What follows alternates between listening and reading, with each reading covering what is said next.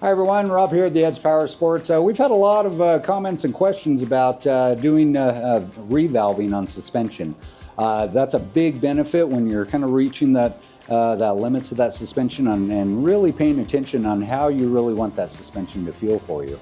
A lot of riders. I've actually do a ton of walkarounds with riders that pick up new bikes, and I've talked to them, and they've actually never even touched their suspension, which is kind of on a downside for them, because really they're riding the manufacturer's bike and they never really get to ride their bike, and really that's our whole goal. Kind of a story about my suspension. I race supermoto. I put an A-kit WP suspension on my forks or my fork setup. And one thing I was noticing is when I was going to the brakes at the end of the straightaway, my front end would dive really fast on the compression stroke. Unfortunately, the forks that I had, they were actually an Explorer fork, which really it's not a big deal because the externals and everything's all the same as a fork setup, as a standard fork setup, but just the valving's different. So we actually had to go through and change some of the shim stacks and revalve on my compression stroke just so that it would actually control that fluid dive on the suspension. So that's what we're going to kind of talk about here and give you some examples of some of the things that we've got. And I do have a guest here with me, Garrett, my cohort. He's an incredible enduro rider. I get a lot of advice from him. A lot of my background's road racing and supermoto, so he's good with the rough, bumpy stuff that I'm just still trying to get tailored into. So we're going to hit Garrett up on some of the reasons why we changed his suspension and to why it benefited him in his situation. And we're going to take a look at some of the things that actually go inside of a fork and really what's going on. A lot of people just kind of like, well, it's a fork, it's just fluid in there and stuff jumping up and down, but there's actually a little bit of science involved in it. If we take a look right here, this is actually a valve stack for the compression stroke on one of our WP forks. If you notice, there's a bunch of little teeny wafers in here, and they're all different sizes, different thicknesses, and same thing on the bottom here. This is actually just a check valve that blows open when it's actually getting the rebound stroke on that.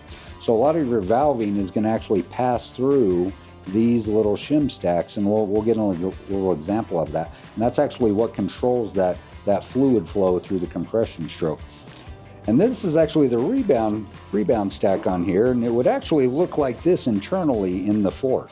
So as it compresses down, the valving's coming through here. As it rebounds up, you're getting your flow through your rebound stack through all these little wafer shims and your actual stack on the shims as well. So you get a lot of fluid flow coming through here. Some people may have heard of gold valves. When I was a young kid, I thought you just stuck these in there and you didn't have to mess with any of the shims. I'm just uneducated on the whole process, and I thought it was kind of expensive for what it really was until I actually understand that there's a lot of science and adjustment in all these little shims right here. If we take a look over on our wall over here, we see a whole bunch of drawers, and all these drawers have different little size shims in them. And we can actually go through and customize how we want that fluid to flow through these different shim stacks. So they're all stacked up kind of a pyramid style. We can change that to where say example, you're hitting something harsh and it just kind of feels really rock solid and it doesn't really flow through that compression stroke. We can change all that for your riding style and riding environment, that type of thing. So Garrett, what did we do to your suspension to get some benefits out of it? And what were you looking for actually? Yeah, so we changed quite a bit on my bike. So I have a gas, a 2023 MC250. And originally the bike came with the Exact Air forks and then the standard Exact shock. And we actually ended up changing it to the Exact Pro 8950 shock and then the Exact spring fork cartridges, which we have both of those there. It's a good example of our A-Court, okay, just like he's got on his bike, trick setup. Yeah, so the biggest hesitation I was having with the forks when I had the air fork is the inconsistency.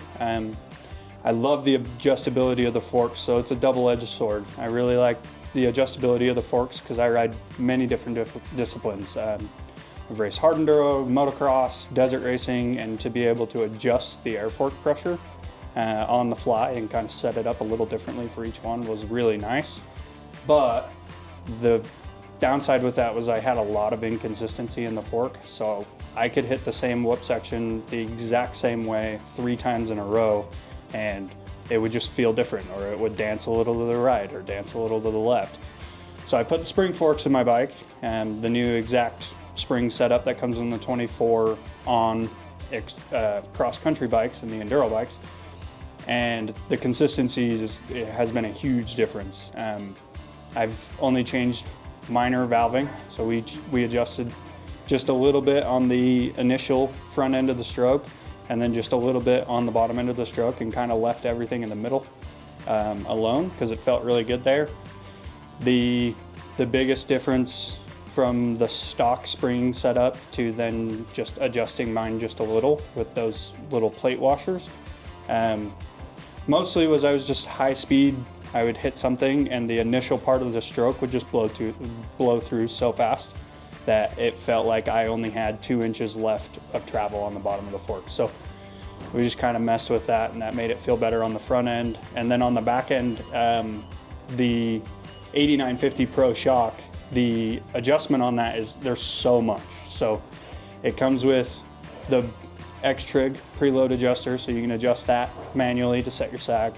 And then it's got a high-speed compression, a low-speed compression, and then a low-speed rebound and a high-speed rebound that they call the traction setting. I left pretty much the stock compression settings, and then a good coworker of ours, Zach, he has the 8950 Pro shock on his bike as well, and he kind of guided me through what I should do with the rebound setting, and we got that dialed in. And now the rear end of the bike feels great too. Feels planted, nothing unpredictable now. Yeah, the stock shock, probably the biggest complaint that I had is I love the 19 to 22 chassis, which is what the Gas had for 2023. The 19 to 22 KTM chassis, I speak highly of it to everyone. Pretty much anyone that comes in here knows that I can't stop raving about that bike. The biggest problem I had with it, and it was really my only problem, was the rear end felt like it danced a lot. So you'd come out of a corner and you'd be on the gas really hard, and then you'd have some acceleration bumps, and the rear wheel just felt like it wanted to slip out or kind of dance side to side. And the track shock, make a couple adjustments in that high speed rebound setting, and the traction you get's unreal. Like it hooks in every corner, it doesn't dance around. That's huge for hard enduro too, especially when I'm going through all those rock gardens. And the rear wheel doesn't feel like it leaves the rocks. It's planted everywhere. It's been awesome. Nice. Now, one thing that we kind of discover, even back in the service part, you're on the parts counter. One of the things that we discover is people kind of get really wrapped around the axle about valving. What's the first start of all suspension? Yeah, a lot of people get their heads wrapped so much into, I have to have gold valves, I have to have all this done. Nobody even thinks about springing for your weight. That's exactly it. Ever. So the first thing you need to do when you buy any KTM, the Hondas, Yamahas, any bike, they come stock with a set spring rate. So my forks, for example, came with a 4.4 Newton meter spring.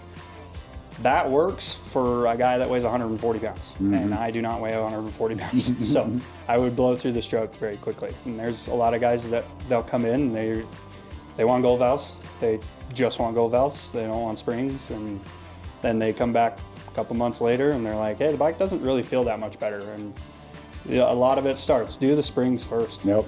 Springs are your base point. If you've got too stiff a spring, that'll blow you right through your rebound stroke to where it's not even, you can close that off as much as you can, and it's still going to push that spring right through your rebound stroke. Same thing on your compression. If you've got too stiff a spring on the compression for your weight, it's not going to really compress properly. So finding that optimal spring rate just for your rider weight, it's a pretty simple process, but that's your starting point right there, is get your spring rates right, and then you can start moving up from there. A lot of suspension, it's really kind of at a middle mark. A lot of companies work with well-known riders to get their suspension set properly and just get kind of a good ballpark figure. I know we've got who's doing our testing for KTM. I know Pedrosa is doing the testing for the sport bike side of it. He does all the tuning on the suspension there. We've got Hallbacker that works on the supermoto bikes, so he's working on all his hands in there. And we've got every manufacturer that races pro motocross and supercross, all of them. Everybody knows that, like KTM, for example, they have test riders. So Marvin Muscan is a perfect example of that. He's a test rider. What many people don't know is that they start with a base bike. Yep. So they give it a powertrain, so they'll put different engine, different mapping, and all that stuff in it. But the suspension is stock, and they start there and move from there.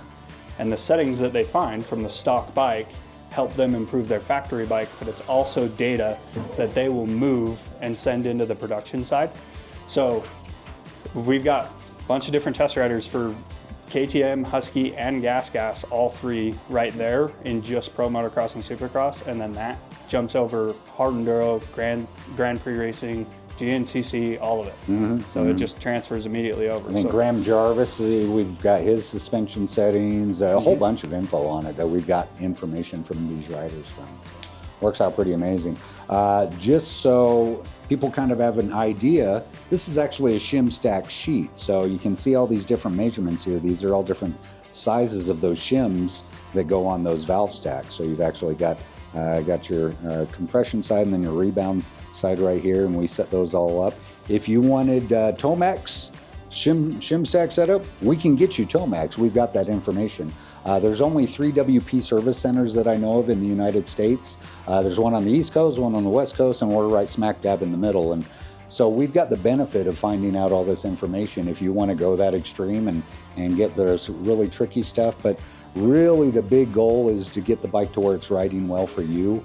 So a good starting point is get your spring rate set, and then we can build up off of those points and really make you a custom trick setup to where it fits you and it works well for you. And the cool part about it is once you've got that shim stack set up and you've got what's working for you and you want to do some minor tweaks, we can maybe change a shim or two just to really fine tune it. And then you can carry this information over to your new bike as well, or you can even just take your forks and swap them over to a different bike or shock or whatnot. So big benefits on just having that information and being able to get a hold of it and transfer it over to our riders out there that just want to push the limits a little harder and really get the most out of their suspension. So Garrett, I wanted to thank you for coming in and hanging out with us.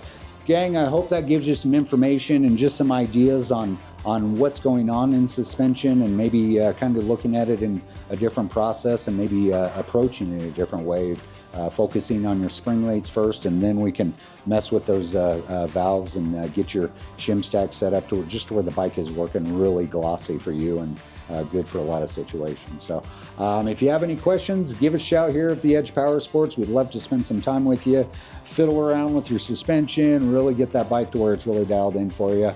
If you have any questions, even Garrett up at the parts counter, they can get you guided in those right directions on getting those right spring rates set up for us and get you in that right direction. So hopefully see you soon, gang. Hope you're having a good time. Winter's here, but we're getting prepped up for the springtime and get out there and getting a little dirty out there. So we'll see you next time, gang. Take care.